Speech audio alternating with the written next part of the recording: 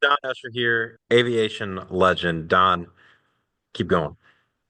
Okay, so we pretty much decided, looking at the weather, or we had pretty much concluded there would be no flying that day. So my crew chief, or my rescue technician, a guy named Ron Gailey, also on a sideline plowed people's parking lots and things like that. So he had his four-wheel drive pickup truck sitting outside with the plow mounted because he knew he was going to have a lot of work that day. So the other rescue technician, Gene Windsor, the one who went with me on the rescue, we were waiting for his pilot, and his pilot was hung up in traffic coming from Montgomery County into the District of Columbia, and the weather up there was even worse than what we were getting in D.C. So painting that picture, you can see it was a day where most likely we were going to spend the whole day in the hangar working on the aircraft, cleaning it up. The rescue technicians, who were paramedics, by the way, the rescue technicians with the U.S. Park Police are pilot trainees. So most of them are working towards their commercial license, and they are also full paramedics or intermediate paramedics working their way to full paramedic. So, not a Uh, good flight. Not a good flight. No, no, not a good day. Not a good day for not a good day for flying. So, what happened with this And plane? And how did you get that call? well, that's the funny thing. We routinely worked with the tower. I mean, the tower staff. Typically, they would have got one guy running, or one. Let me say, not guy. One controller running the fixed wing traffic in and out of Washington National, which is now Reagan National. And if they had the extra person, another controller or ATC person would be running the helicopter traffic. And in the 80s, before they really started clamping down on the amount of helicopter traffic in the within the controlled area, there would be helicopter, military, police, civilian, people going in and out, flying in and out of Washington National. So the helicopter routes were typically busy. There was always somebody out on the route somewhere. And because of the law enforcement aircraft, we had the United States Park Police, my agency, and the Metropolitan Police Department of the District of Columbia. They had their own aircraft. So they also had, in addition to the helicopter routes that bypassed Washington National, they had zones. And the zones were police zones where they would know where the helicopter was. If we were working in a police zone, then the tower knew where we were, and we could keep track of us when we would say we're leaving the Eagle's Nest, which was our hangar area, into Zone One. The tower knew where we were going and where we were going to be, and we had a specific altitude allowed across the helicopter route, and then into the zone you could raise up a little bit because you weren't in conflicting traffic. So there was it was a very controlled environment, and everybody was supposed to be where they were supposed to be, and you followed the guidance, but you were responsible for uh, your own clearance when you were moving around either on the helicopter routes or into the helicopter zones. The tower would tell you when you had conflicting traffic, but for the most part, once they told you, it was up to you to keep clear of other aircraft, especially the fixed wing aircraft, the inbound stuff. So, where were you based out of again? The Eagle's Nest. It's in the Anacostia Naval Annex, right across the river from Reagan National. Is the Anacostia Naval Air Station, and it had ceased being a airport. It had ceased having fixed wing traffic in and out of it, and that is where the president's helicopters are. Marine HMX-1 is located there. They have hangar facilities in the Anacostia Naval Air Station.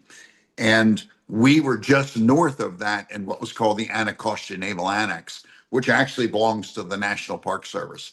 So if you looked from Washington National, where their tower is, where Reagan National from their tower is, we were about 2 o'clock.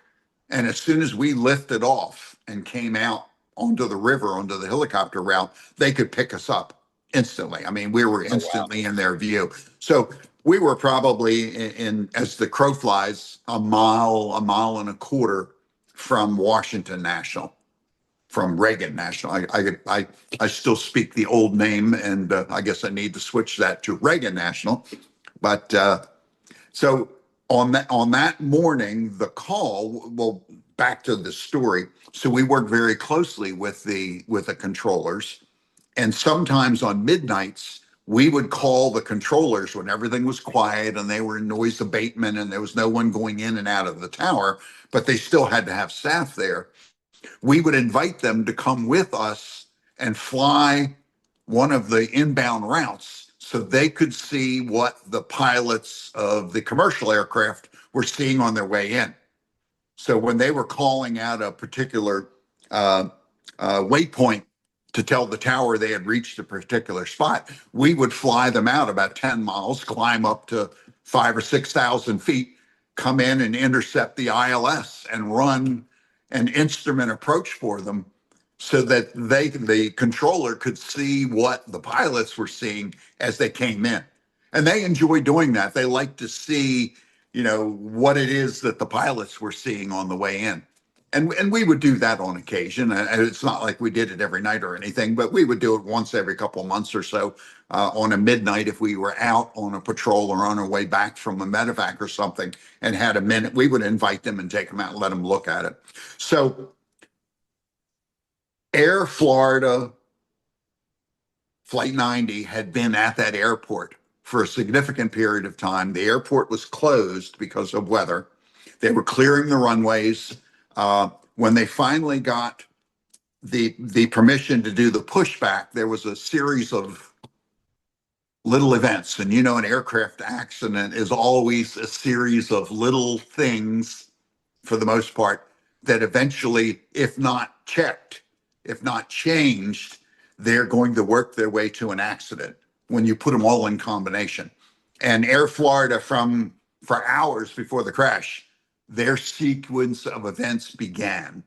And it's a huge story to tell that. But for what we know, or at least what was in that, you should read that Washingtonian article. When they finally got out of the gate, when they finally managed to get away from the gate and they were in line and they were de-iced and then they were sitting behind other aircraft and then they finally got out onto the runway, the weather was still hideous, but they had opened the airport. uh, Palm 90, Air Florida Flight 90, got out on the runway and were cleared for takeoff. And they spooled up and they were discussing the engine performance all the way down the runway because something was wrong. And the first pilot kept pointing at it, saying, "That's wrong, that's wrong, that's wrong." And when they got to the end of the runway, they snatched it off of the runway because it didn't fly off the runway. They literally snatched it off of the runway and immediately it went into a stall.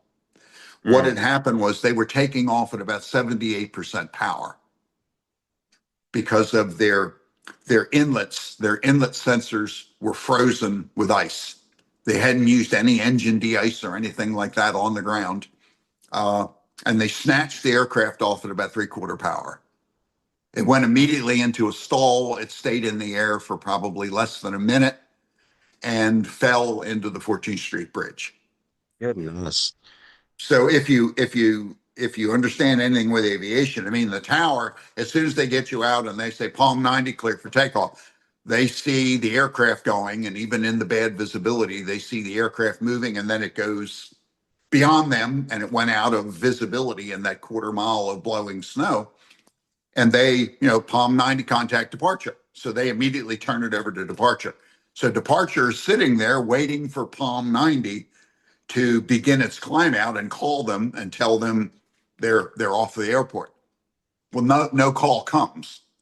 And they watch briefly on their scope while Air Florida Flight 90 appears on the scope and then goes away. So they call the tower and say, "Hey, where's Palm 90?" And They said, okay, he's gone. We gave him to you. And he said, well, we don't have him. So the tower then asks the next aircraft that lands, hey, when you get down to the end, would you see if there's an aircraft down there somewhere? So something, we're missing an aircraft. And at that moment, one of the people in departure who had gone with us picks up the phone and calls the hangar and says, hey, are you guys flying today? And we were laughing like, what do you mean? I was flying today. It's terrible out there. And he said, yeah, but we're missing an aircraft. You might want to start seeing if you can get out of the nest, but we're missing an aircraft right now. And they didn't tell us what the aircraft was. We had no idea we were talking about a Boeing 737. I'm thinking they're talking about a King Air or some small biz jet or something like that. So we ran out, looked at the aircraft real quick, lifted the hangar doors, and of course, there's 7 inches of snow out there on the ramp. And there's no way we're going to be able to pull that aircraft with a tug that we had with it. And we have a pull rope, essentially just a rope with two clips on the end to pull the aircraft out. So my paramedic, my rescue technician, Ron Gailey, runs over, jumps in his truck, and plows the ramp so that we can get the aircraft out. So we get everything ready, we get it outside, we start the aircraft, and my paramedic just kind of waves us on. I mean, we grabbed a couple throw balls, which are little plastic balls that when they hit the water, they inflate into like a life preserver. We had no idea what we were going to see.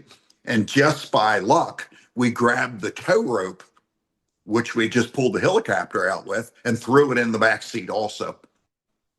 So we start up and we haven't been told stop. So I call the tower and say, I'm in the Eagle's Nest. I'm coming over.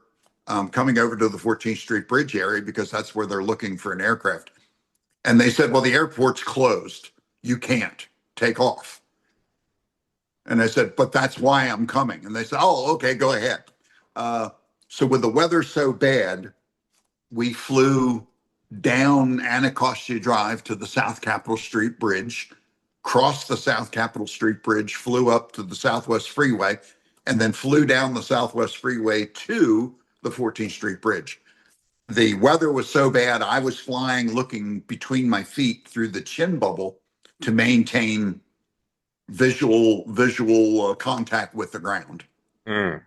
So it was pretty miserable. We didn't want to go out over the river where we would lose peripheral vision and not be able to see anything on flat ice where you wouldn't be able to tell where you were going. So It's we like stuck with driving the, a helicopter rather than flying it. yeah, we were kind of driving it. It's called IFR, I follow roads. So that's what we did to get there.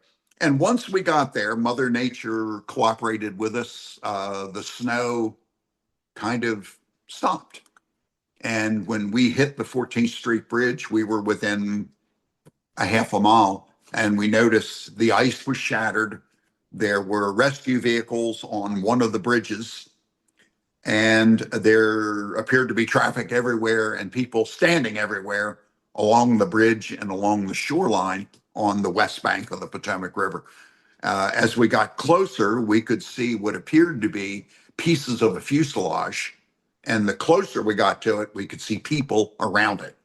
So we immediately shot an approach in. I told the tower that it was in the aircraft they were looking for was in the Potomac River between the two 14th Street bridges, and we were shooting our approach in.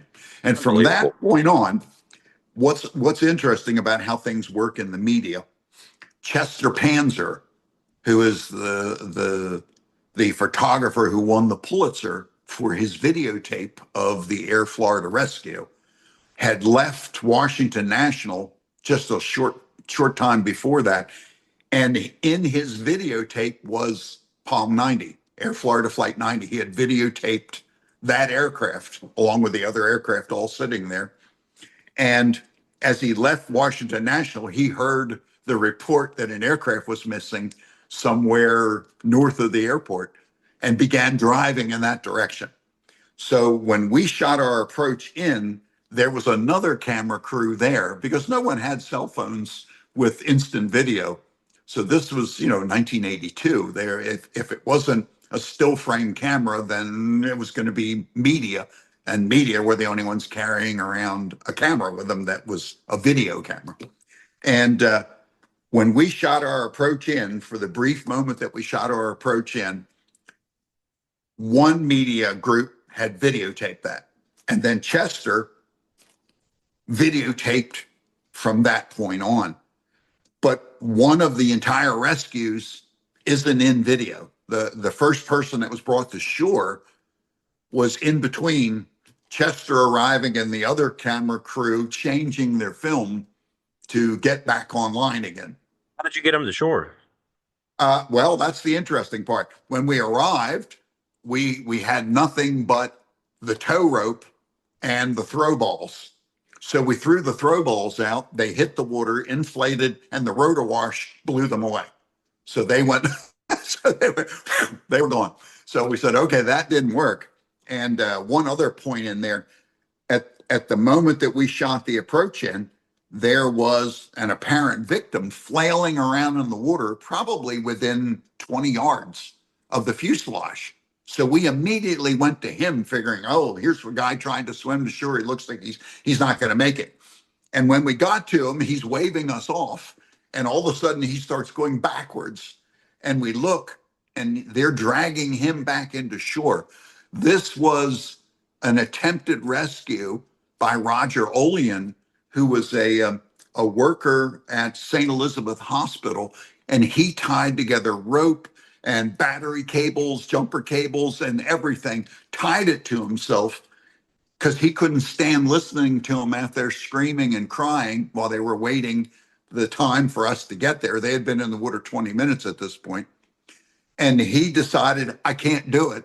And he jumps in the river. They tie all this stuff together, and he's crawling over ice floes and through that 29-degree water, and got within 20 yards of them when we arrived. And he figured, if they saw me coming, maybe they'll hold on. Maybe, they'll have some hope that I'm going to be there to help them. But once we arrived, the people on the shore said, okay, we need to reel him back. We don't need him anymore. So Roger Olean was pulled back to shore. So we weren't sure whether they had rescued somebody or whether he was an attempted rescuer. Later, we found he was an attempted rescue. So those are crazy things that you don't think about, but he did it. So when we arrived over the aircraft, we had 6 people around the fuselage. And by then, by the size of the tail fin and the vertical fin, it was obvious we were dealing with an airliner, not a biz jet or a small airplane. And they were in a circle. And again, for whatever reason, the tail section had broken free when it hit the 14th Street Bridge. And the main part of the airliner, fuselage, wings, main body of the aircraft ended up submarining along until it came just about to the other side of the 14th Street Bridge between the two bridges, while the tail section broke free and ended up floating right next to the other side of the 14th Street Bridge, the second bridge. But it didn't sink. If it would have sank, then that would have ended everything for the survivors because they wouldn't have been able to stay in that water. And when I mention that water, John, think about this for a moment.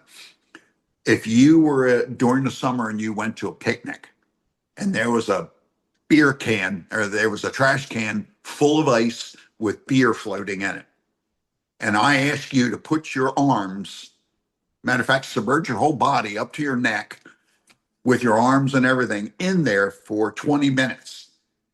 And then I bring a helicopter and ask you to grab a hold of a rope and lift yourself out of the water.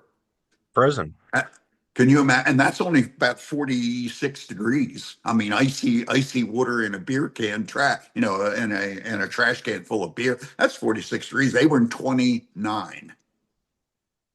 Crazy. So It's they crazy were they in there for survived. 20 minutes. 20 minutes they were in that water like that. Were they able to grab that rope? Some of them? Yep. So what happened? The first person to go out was able to take the tow rope and he wrapped it around himself and clipped it. Now, again, that's a thumb clip hooking it through the rope. And again, now he's been in the water 20 minutes and 29 degrees. So he put it under his arms, clipped it, and we flew him to shore. He's not on video. Bert Hamilton, there's not a single picture of Bert Hamilton coming out of the water and going to shore. And again, and things were happening on shore. There was a small tree there. They needed to move the tree for us to be able to bring the survivors to the shore. Only one ambulance had made it to the actual rescue spot. They pushed the tree over and dragged it out of the way so that we could go in and out with a helicopter when we dragged the people over. So I had little things just going on. All these things have to. It takes little events to have a crash, and it took little events to have a rescue. Uh, but Bert Hamilton went to shore. He was placed in the ambulance. We went back out, and we said, and before we went back out, we said this is gonna take forever. But we went back out, and the stewardess was the next person on. Kelly Duncan now took the rope, wrapped around herself, but she didn't clip it, John. She actually had it once around, and she was clipped like that. We lifted her 25 feet in the air and flew her to shore with Goodness a gracious. rope around her, holding on, and the rope wasn't clipped. And it stayed. We flew her right over to shore. She did a 1 foot landing and we put her right on the shoreline. How many Now, did you again, get out of there? remember, hmm, How many did you get out of there? five. I mean, each one of those had to be so impactful as you're doing it. I don't know what you're thinking, but it has to be crazy. Well, when you're in public service in an aircraft, particularly an aircraft like the Park Police or the Maryland State Police or the Virginia State Police, Fairfax County, all of these public service agencies, everybody looks and says, cop helicopter. But every one of them goes into everything you can think of. I mean, search and rescue, fire suppression. I mean, you think of it, a public service helicopter, even though it has a law enforcement badge on the side and it's got police officers flying it. Look at Los Angeles County and their fire department and all that. They're all out there doing things that have to be done. And for Gene and I, even though he wasn't my regular crewman, because my regular crew guy was back at the hangar with that truck with a plow on it. Search and rescue is part of our job. We routinely rescued people out of Great Falls and all along the Potomac River that get into trouble, and they don't think a thing of it to pick up the phone, call the Park Police hangar, and say, "You guys available? We need you quick." And we would go fly and pull people out of the river and drag things all over the place. Whatever needed to be done, we did. We spent an awful lot of time all summer long working the Potomac River doing rescues. And so not just law enforcement, we did Sure. presidential security, you name it, we were all that was part of our job. So even though Gene and I weren't regular crew, the things that we were doing, and like you said, to the inexperienced, they might look at what we saw and say, "There's no way." But for Gene and I, we were constantly talking inside the aircraft on hot mic, saying, "Okay, what do we got to do now? How are we going to get this next one done? What's the best position for you, for me?" He started out in the left rear, then he moved to the right side. So him and I were looking at the same thing when I looked out my shoulder. So once we got all that figured out, uh, we had two. So there are four left on that fuselage piece. So two were on shore. When we were there with Kelly Duncan, we asked if they had any more rope.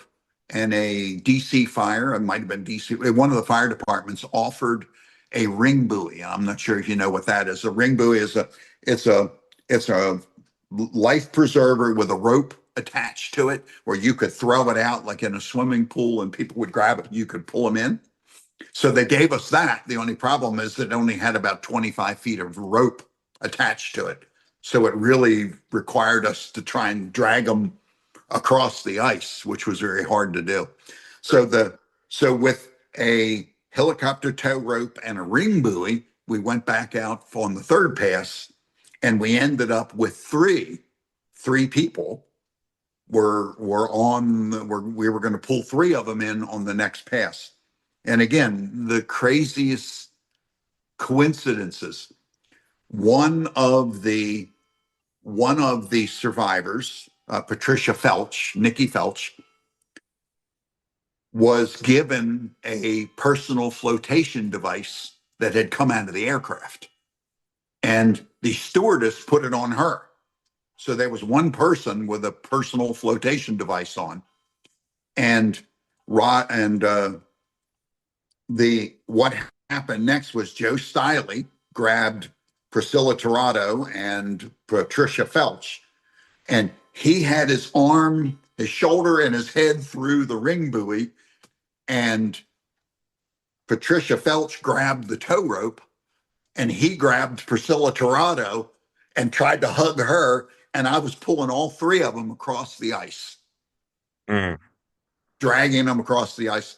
Then we hit a period of a stretch of open water, and Patricia Felch couldn't hold on anymore and let go. Now, if she hadn't had the personal flotation device, we would have lost her right there. So the one person that has the flotation device drops off in open water. So she's floating there. We confirmed she's okay. We pulled the other two all the way almost to shore. And right coming through the last batch of ice flow, he loses control of Priscilla Tirado. And the picture is incredible in that she's laying there attempting to swim, laying on an ice floe while we pull Joe Stiley over to shore and drop him off. So she's laying on the ice trying to swim. The video is absolutely compelling. Let's see if we can pull it. Yeah, yeah, yeah. Just look for Chester Panzer, the Chester Panzer video, and we go back for her, and we drop the ring buoy right in front of her, and she's kind of grasping it and touching it, and she hooks an arm through it. So we figure, okay, we've only got about 20 yards to get her to shore. Surely we can get her over there quick enough that she can hold on. Unfortunately, she can't, and she lets go about halfway to shore. And she immediately rotates where she's vertical and starts going underwater. Mm. And everybody on shore, even Chester Panzer said, I'm sitting here watching this woman drowned. I can't believe this is happening. Suddenly, someone from shore lands in the water, swims out to her, grabs her, and brings her back to shore, and she's saved. Now, somebody just jumped off the bank of the river, saved her. That's Lenny Skutnik, another passerby who worked over at the U.S. Capitol, and he said, "I'm not going to watch that woman drown." And he jumps in and he swims out to her and brings her in. So now at this particular point, we've got 4 of the 6 victims are now on shore with help. We're getting help along the way, which is, for us, that's amazing.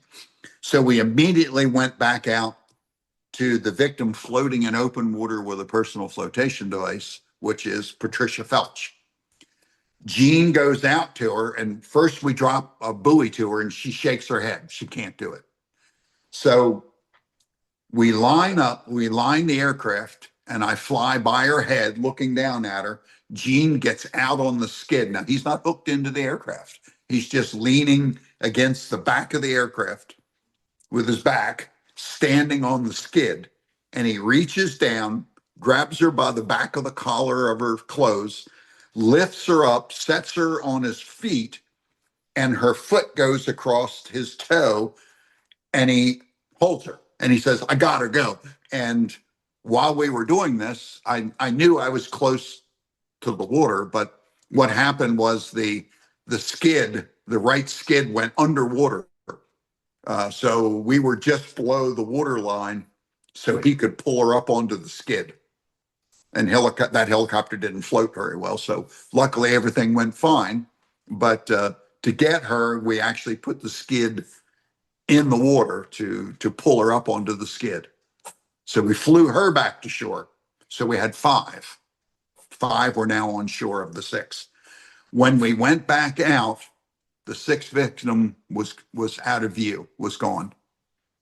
And he had been on the side away from the other five, and they had tried to touch him and said all it was tangled metal and wire and twisted stuff. They couldn't physically touch him other than his hand. And Gene told me he had tried to drop the rope to him, but he wouldn't take the rope. And because there's no way to get him out, I think he was absolutely wrapped in down at his feet or down below. So we looked to try and find him in case he had moved or broken free or something like that, but we never found him. During the recovery of the fuselage, one body fell out of the tail section. And that person, they determined to be a young man who was a banker. And he had drowned. So that's how they came up with that.